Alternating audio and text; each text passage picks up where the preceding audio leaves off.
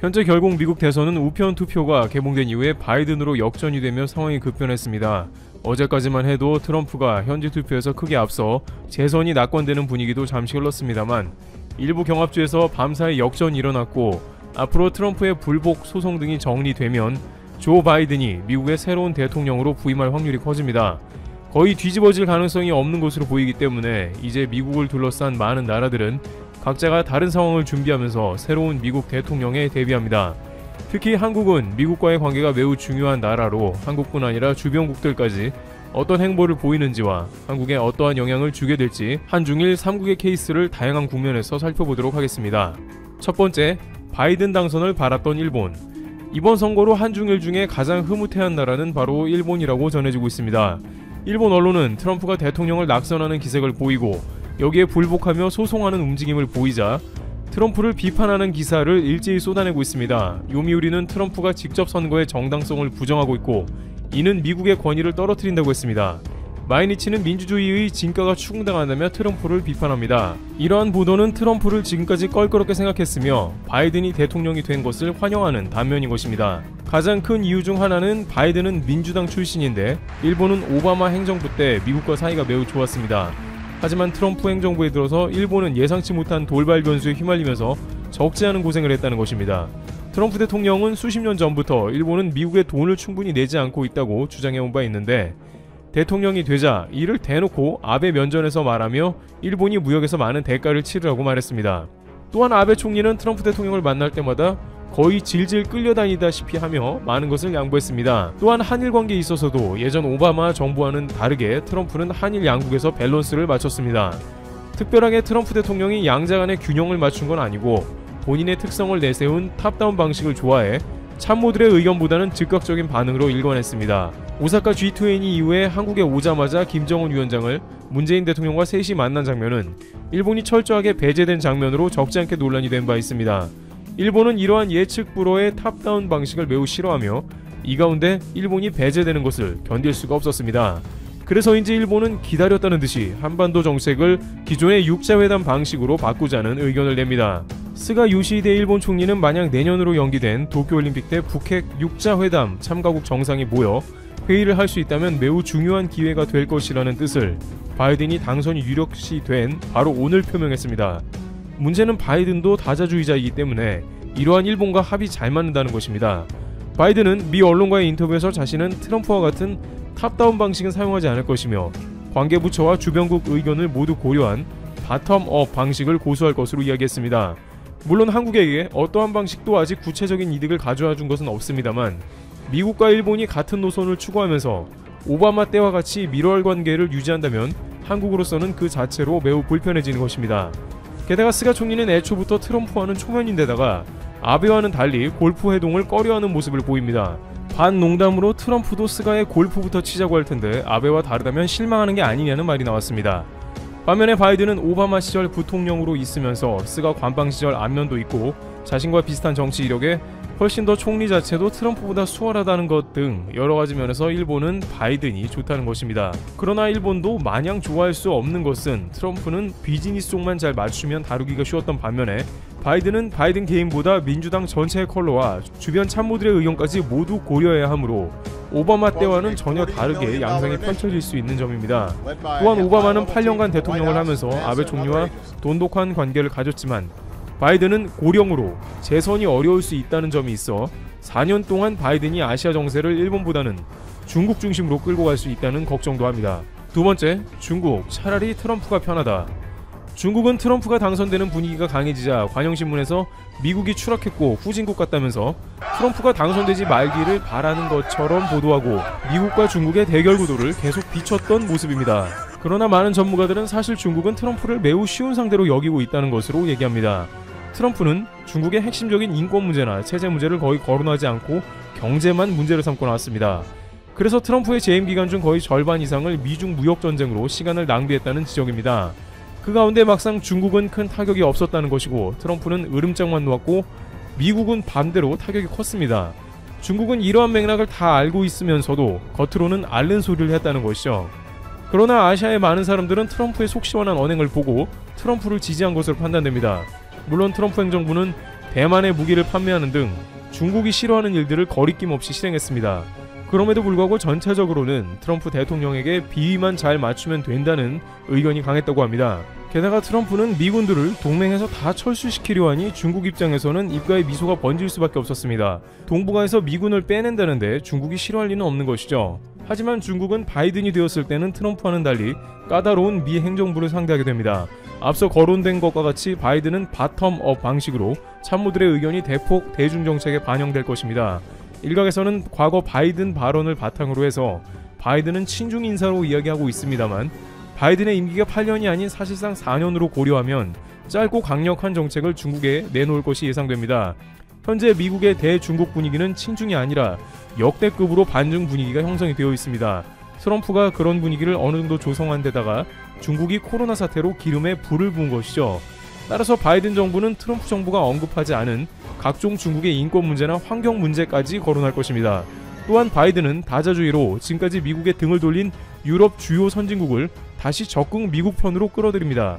특별히 독일이나 프랑스와 같은 G7 주요국들은 더 이상 미국과 적대 관계가 아니게 되는 것이죠. 그래서 앞으로 중국은 미국만 상대하는 게 아니라 파이브 아이즈를 비롯한 유럽 전체까지 상대해야 하므로 트럼프 대통령 때보다 훨씬 힘든 싸움을 가져갈 수 있고 이것은 오히려 전 세계 사람들이 바라는 그림이 됩니다. 미국의 전통적인 유럽 우방들이 귀환하게 되는 것입니다. 물론 바이든은 트럼프와는 달리 중국 경제에서 필요한 것은 미국에 다시 흡수시키는 방향으로 돌릴 것입니다. 따라서 지금까지 트럼프가 짓누르던 미국의 반도체 관련 사업이 다시 부활할 수 있게 되는 것입니다. 중국은 제조 2025가 다시 활기차게 돌아간다는 뜻이며 한국은 다시 중국과 치열한 경쟁에 들어가게 됩니다. 세 번째, 한국. 예전과는 달라졌다. 과거 바이든 대통령은 한국에 대해서 특별하게 나쁜 감정을 드러낸 바는 없으며 오히려 고 김대중 대통령과 넥타이를 바꿔매는 일화가 있을 정도로 한국과 오랜 기간 정치적 교류를 해온 인물입니다. 그러나 대북 강경책을 구사하기 때문에 트럼프와는 달리 김정은 위원장을 자주 볼 일은 없을 것입니다. 다만 민주당에서 종전선언을 서두르고 있으며 바이든 임기가 짧아 극적으로 북한과 화해 모드로 갈 수 있다는 전망도 일각에서 나오고 있습니다. 그러나 역시 한국의 걱정은 일본입니다. 아시아의 주요 정책이 일본을 통해서 결정되며 한국은 주변국으로 밀려날 수 있다는 것입니다. 당장 육자회담이 열리게 되면 한반도는 분단이 지속되며 오바마 때처럼 험악한 분위기로 갈 수도 있습니다. 그러나 경제신문 등은 바이든은 트럼프와는 다른 유연한 경제정책으로 한국 경제 성장률을 끌어올리고 한국에 도움이 될 것이라는 전망을 하고 있습니다. 트럼프는 미중 무역전쟁을 야기시켰으며 이는 한국과 일본 등의 아시아 경제를 전반적으로 침체시키는데 많은 역할을 한 것으로 통계가 집계되고 있습니다. 그러나 바이든은 중국을 트럼프보다 좀 더 풀어주며 이는 한국의 수출이 늘어나게 됨을 뜻하는 것입니다. 특히 신재생 에너지 분야 등이 집중 육성되는 것은 바이든 정부와 한국의 뉴딜 정책의 컬러가 맞으므로 한국 입장에서는 경제 성장에는 도움이 된다는 것입니다. 반면 트럼프는 파리 협약도 탈퇴할 정도로 환경 정책에는 반대되는 주장을 계속해서 해왔습니다. 바이든이 집권 시 한국의 주가를 올리고 원화는 절상될 것으로 판단됩니다. 마지막으로 WTO 총장은 바이든의 다자주의로 인해서 좀 더 어려워지는 국면으로 가는 게 아닌가 하는 주장이 나옵니다. WTO 나이지리아 총장을 반대한 것이 트럼프 정부이며 바이든은 각국의 의견을 종합해 존중할 것으로 보입니다. 이와 같이 한중일 3국은 바이든이 당선되면서 나름대로 바쁘게 관련 외교 전력을 점검하고 있는 상황이 나옵니다. 종합해보면 한국 입장에서는 오바마의 8년과 같은 외교 사안을 되풀이하지 않도록 준비해야 할 것이지만 그동안에 한국도 성장을 해왔으며 예전과는 다르게 국가의 위상도 많이 올라간 상황이기 때문에 과거와 같이 미국에 일방적으로 배제되거나 끌려다니는 일. 안녕하세요. 상식이 돈이 되는 지식스쿨입니다. 일본에서 또 혐한 사건이 발생했습니다. 도쿄에서 한 중년 남성이 호텔에서 일하는 한국인을 향해 막말을 퍼부은 건데요. 그것도 한낮에 말이죠. 당시 호텔 흡연장에서 투숙객도 아닌 남성이 담배를 피우고 있는 걸 한국인 직원이 발견하곤 숙박자 전용인이 나가달라고 요청했다가 모욕적인 혐오 발언을 들은 겁니다. 해당 남성은 머리 나쁘구나 코리아 라고 말하거나 너 때문에 이 주변 한국인을 다 괴롭혀주겠다. 네가 그런 태도를 보이니 헤이트 스피치가 있는 것이다 라면서 공격적인 일본어 막말을 이어갔습니다. 헤이트 스피치는 제1한국 조선인에 대한 차별이나 혐오 발언을 하는 건데요. 현재 일본에서 심각한 사회 문제죠. 심지어는 욕설과 함께 그러니까 일본에 점령당하는 것이다 라는 도를 넘어선 발언을 반복하다 자리를 떠났다고 합니다. 불매운동이 활발해지기 전 너도 나도 일본 여행을 가던 당시에도 호의적인 한국 여행객에게마저 혐오스러운 발언을 하거나 행동을 취했었는데 지금은 그 수준이 더 심각해졌습니다. 그렇다면 일본은 어째서 날이 갈수록 혐오를 부추기는 사회 분위기가 고조되고 있는 걸까요? 그건 열등감 속에서 오는 것일지도 모릅니다. 왜냐하면 일본은 현재 모든 분야에서 한국에게 뒤처지다 못해 망조에 들고 있기 때문이죠. 영상 시작 전 좋아요와 구독 부탁드립니다. 그래서일까요? 현재 일본이 한국에 느끼는 감정은 대부분 질투, 열등감인 것 같은데요. 그도 그럴 것이 일본은 현재 여러 분야에서 암울한 시기를 보내고 있습니다. 일본 정부의 막대한 재정 적자와 비형적 금융 정책, 그리고 요즘 들어 두드러져 보이는 정치 시스템까지 모든 것이 일본의 서민들을 한숨 쉬게 만들고 있죠. 게다가 기간 산업조차 민영화시켰던 과도한 정책의 결과로 시의적절한 개선을 가로막아버린 여러 사례들, 또 막강했던 국부의 증가에 비해 국민 개개인은 그만한 부를 누리지 못했던 일본식 경제체제의 부작용이 사회문화 전반에 무기력증을 확산시키고 있는 겁니다. 게다가 현재 일본의 GDP 대비 정부부채 비율은 전 세계에서 가장 높은데요. 전문가들은 일본 정부가 코로나19 대응보다 경기 부양에 더 목을 매는 이유가 이런 현실에서 오는 초조함 때문일 거라고 보고 있죠. 반면 한국은 신속한 코로나19 대응으로 OECD 회원국 중 가장 경제적 피해가 적었습니다. IMF가 지난 10월 내놓은 세계 경제 전망에서 한국의 올해 경제 성장률이 리투아니아에 이어 두 번째로 높을 거라고 전망하기도 했죠. 이처럼 경제적, 정치 시스템적인 부분에서 누가 봐도 한국과 일본이 극명하게 갈리는 모습을 알 수 있는데요. 일본인들은 이를 외면하고 싶겠지만 어쩌겠나요? 이게 현실인데. 하지만 일본의 질투는 마르지 않는 우물과 같죠. 이번엔 K-팝을 의식하며 질투를 하고 있습니다. 그리고 이 질투의 감정은 일본의 국민 아이돌인 아라시도 벗어날 수 없나 봅니다. K-팝 뿌리는 일본의 자니스타. 아라시 멤버 마츠모토 준은 미국 연예 전문지 버라이어티와의 인터뷰에서 이렇게 말했습니다. 자니스를 설립한 자니 키타자와는 60년 동안 일하면서 많은 보이그룹을 만들었고 이를 글로벌 표준으로 끌어올렸다. 아시아 팝 세대는 1960년대 자니스가 수행한 기본 작업에서 그 뿌리를 찾을 수 있다. 그는 덧붙여 세계적으로 가장 인기 있는 컨텐츠인 K-팝의 인기에 경계나 질투심을 전혀 느끼지 않고 오히려 자니 키타자와가 수십 년 전 토대를 마련한 건축이 이제 마침내 국경을 넘기 시작했다는 것에 자부심을 느낀다고 말했습니다. 마츠모토 준의 이러한 발언은 마치 K-팝의 뿌리가 일본 아이돌 산업에 있다고 해석되면서 K-팝 팬들에게 논란을 사고 있습니다. 아라시는 이전부터 K-팝에 대해 자주 언급해 왔었습니다. 마츠모토 준은 지난 10월 동남아 인터뷰에서 자신들이 하고 싶은 음악은 J-팝의 장점을 살려 많은 사람들과 소리를 듣는 것이고 무엇보다 음악을 통해 즐기고 공감을 형성하는 게 중요하다고 말했습니다. 그러면서 K-팝에 대해 입을 열었죠. K-팝은 서양 시장을 의식해서 만든다는 인상이 있는데 우리들은 그런 의미로 K-팝과 음악성이 다르다고 말한 겁니다. 사쿠라이 쇼도 K-팝에 지고 싶지 않아서가 아니라 그냥 우리 스타일, J-팝다운 것을 하고 싶은 마음이다. 우리의 장점을 알아줬으면 하는 바람이다 라고 강조했는데요. 만약 본인들의 말처럼 J-팝의 장점을 내세워 세계에 도전한다면 그건 비웃을 일이 전혀 아닙니다. 하지만 괘씸한 점은 K-팝이 서양 시장을 의식한다고 비하했으면서 본인들도 팝 가수 브루노 마스와 협업해 Whenever You Call을 발표한 겁니다. 거기에 자신들의 공식 트위터 계정을 통한 신곡의 홍보 발표마저 영어로 찍어 올리고 해시태그마저 깨알같이 영어로 적는 걸 보면 누구보다도 서양 시장을 의식하는 모습을 보여주고 있죠. 아라시의 언행도 언행이지만 아라시의 소속사 자니스는 유튜브에 아이돌 공식 영상을 올릴 때 히든 태그로 한국 가수들을 적어놓는 게 적발돼 전 세계 K-팝 팬들에게 비웃음을 받았죠. 유튜브에 영상을 업로드할 때는 태그를 입력하는 것이 기본적으로 시청자에겐 보이지 않기 때문에 특정 앱이나 플러그인을 써야 알아낼 수 있습니다. 그래서 절대 안 보일 거라 생각을 했던 걸까요? 확인해보니 실제 자니스 공식 영상엔 BTS, 엑소, 트와이스 등 6개 한국 아이돌 팀이 태그되어 있었습니다. 아라시와 소속사 자니스가 저런 태도를 보이는 건 앞서 말했듯이 질투와 열등감에서 오는 것이고 현재 일본 사회는 한국에게 질투심을 느낄 수밖에 없는 상황입니다.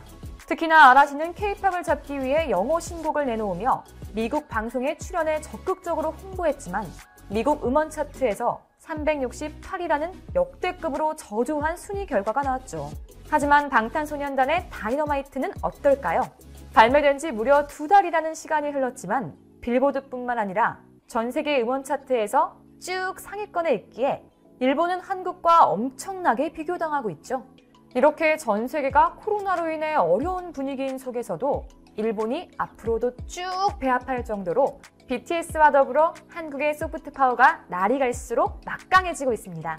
한국의 소프트 파워 중 K-스타일이 특히나 전 세계를 휩쓸고 있는데요. 그중 BTS가 입은 옷은 이미 유럽을 접수했고 그 열기는 코로나도 말리지 못했습니다. 코로나19 이후로 패션업계의 침체가 지속되고 있지만 탄탄한 팬덤을 가진 국내 패션 브랜드는 글로벌 시장에서 활약 중이죠.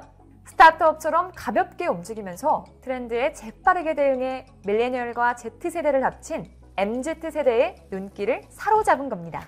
컨템포러리 캐주얼 브랜드 앤더슨벨은 국내 패션 브랜드로서 드물게 유럽 명품 의류 신발 시장에 성공적으로 안착했는데요.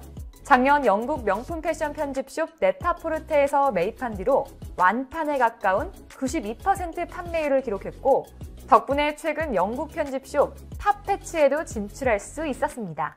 앤더슨벨은 방탄소년단의 정국이 미국 빌보드 시상식에서 착용해 특히나 화제를 모았죠.